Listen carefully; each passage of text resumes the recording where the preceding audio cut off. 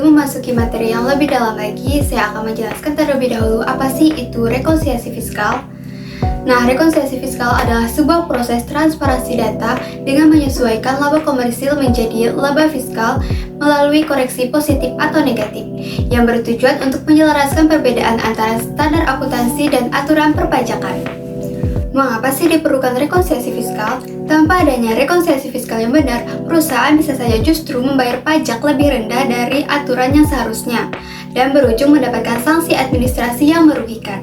Nah, agar menghindari kasus ini kembali terjadi lagi, laporan keuangan fiskal berlandaskan SAK dan laporan fiskal berdasarkan ketentuan Undang-Undang Perpajakan akan dihubungkan dengan rekonsiliasi fiskal yang menghubungkan dua sistem di atas logika yang berbeda. Untuk penjelasan selanjutnya akan dijelaskan oleh teman saya. Baik, selanjutnya saya akan menjelaskan perbedaan rekonsiliasi komersial dan fiskal.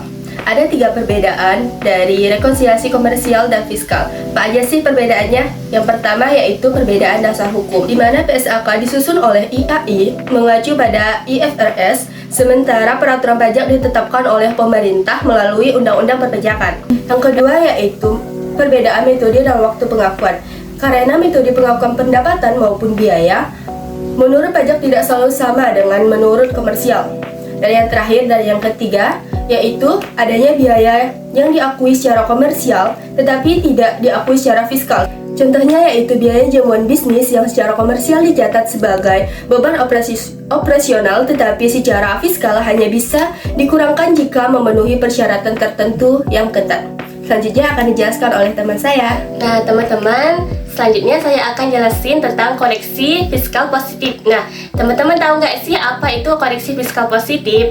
Nah, koreksi fiskal positif adalah koreksi fiskal yang dilakukan dengan tujuan untuk mendapatkan laba fiskal atau pendapatan kena pajak melalui penambahan pendapatan atau mengurangi biaya-biaya yang tidak boleh diakui oleh ketentuan perpajakan dalam Undang-Undang Pajak Penghasilan Pasal 9. Nah, koreksi fiskal positif yaitu koreksi atau penyesuaian yang mengakibatkan meningkatnya laba kena pajak yang pada akhirnya akan membuat PPh badan terutangnya juga akan meningkat. Nah, selanjutnya adalah pemicu koreksi positif. Nah, untuk pemicu koreksi positif ini ada 3. Yang pertama, biaya-biaya atau pengeluaran yang tidak boleh diakui menurut ketentuan perpajakan. Yang kedua, selisih biaya depresiasi atau amortisasi di atas biaya depresiasi atau amortisasi menurut ketentuan pajak. Nah, yang ketiga, sejumlah biaya yang pengakuannya ditangguhkan menurut ketentuan perpajakan. Oke, selanjutnya contoh biaya yang harus dikoreksi positif itu ada 4. Pertama, pengeluaran tidak sesuai 3M. Yang kedua, biaya dikoreksi sesuai keputusan 220/PJ 2002. Biaya dikoreksi sesuai Undang-Undang PPh. Dan keempat, biaya entertainment dan piutang. Nah, keempat ini akan saya jelaskan satu persatu. Yang pertama itu pengeluaran tidak sesuai 3M. Nah, yang dimaksud dengan pengeluaran tidak sesuai 3M adalah pengeluaran yang tidak memenuhi prinsip 3M. Mendapatkan penghasilan, menagih penghasilan, memelihara penghasilan. Artinya, suatu biaya hanya dapat dikurangkan dari penghasilan kena pajak apabila biaya tersebut benar-benar dikeluarkan untuk mendapatkan, menagih atau memelihara penghasilan perusahaan. Contohnya, biaya liburan direktur beserta keluarganya, pembelian hadiah pribadi untuk pemilik perusahaan. Yang kedua, biaya dikoreksi sesuai KUP 220/PJ/2002 berarti terdapat biaya yang menurut akuntansi dicatat 100% sebagai beban, tetapi menurut ketentuan pajak hanya boleh diakui sebagian, sehingga sisanya harus dilakukan koreksi fiskal positif. Ketentuan ini mengatur perlakuan pajak atas telepon seluler dan kendaraan perusahaan yang digunakan oleh pegawai tertentu karena jabatan atau pekerjaannya. Nah, yang ketiga adalah biaya dikoreksi sesuai Undang-Undang PPh.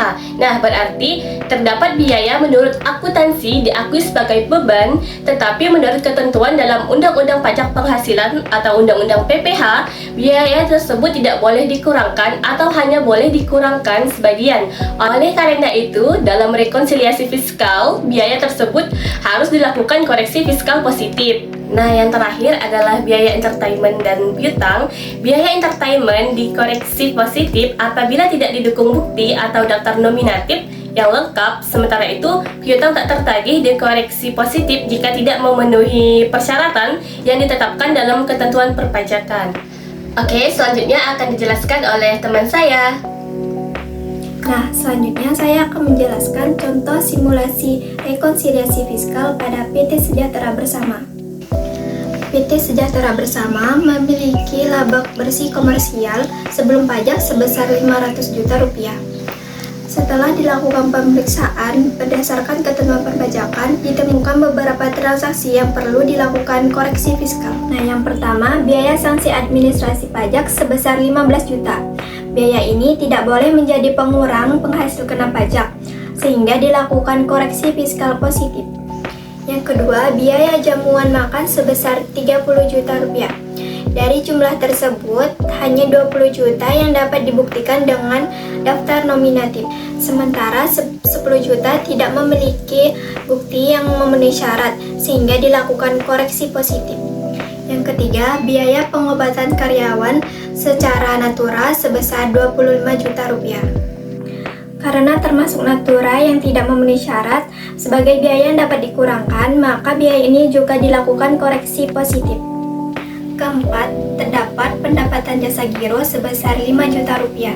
Pendapatan ini telah dikenakan PPh final sehingga bukan merupakan objek pajak dalam perhitungan fiskal, sehingga dilakukan koreksi fiskal negatif. Nah, selanjutnya saya akan menjelaskan tabel hasil rekonsiliasi fiskal. Pendapatan usaha tetap sebesar 1.200 juta rupiah, sedangkan pendapatan jasa giro sebesar 5 juta rupiah dikoreksi negatif karena telah dilakukan PPh final. Beban biaya gaji tetap dapat dikurangkan seluruhnya, namun terdapat koreksi positif pada biaya sanksi administrasi sebesar 15 juta rupiah. Biaya jamuan makan yang tidak memiliki daftar nominatif sebesar 10 juta rupiah dan biaya pengobatan natura sebesar 25 juta rupiah. Total koreksi positif menjadi 50 juta rupiah, sedangkan koreksi negatif sebesar 5 juta rupiah. Dengan demikian, laba komersial sebelum pajak yang semula 475 juta rupiah berubah menjadi penghasilan kena pajak sebesar 520 juta rupiah setelah dilakukan rekonsiliasi fiskal. Nah, dari contoh ini dapat disimpulkan bahwa rekonsiliasi fiskal bertujuan menyesuaikan laba menurut akuntansi komersial yang sesuai dengan ketentuan perpajakan yang berlaku, sehingga perhitungan pajak menjadi benar dan sesuai peraturan. Nah, untuk cara perhitungannya akan dijelaskan oleh teman saya. Baik, selanjutnya saya akan menjelaskan untuk perhitungan dari contoh simulasi yang tadi sudah dijelaskan oleh teman saya. Untuk perhitungannya adalah yang pertama, kita hitung dahulu rumus dasarnya. Untuk rumus dasarnya yaitu laba fiskal PKP sama dengan laba komersial ditambah dengan total koreksi positif dikurang dengan total koreksi negatif, dengan laba komersial sebesar 475 juta ditambah dengan total koreksi positif sebesar 50 juta lalu dikurang dengan total koreksi negatif yaitu sebesar 5 juta. Jadi hasilnya adalah 520 juta. Yang selanjutnya adalah perhitungan pajak terutang dengan rumusnya adalah PPh badan terutang sama dengan 22% dikali laba fiskal PKP. Karena tadi kita sudah menghitung laba fiskal PKP, maka di sini kita tinggal kalikan saja 22% dikali dengan laba fiskal sebesar 520 juta. Jadi hasilnya adalah 114.400.000. Nah, sekian paparan materi tentang rekonsiliasi fiskal positif dari kelompok kami. Terima kasih, sampai jumpa.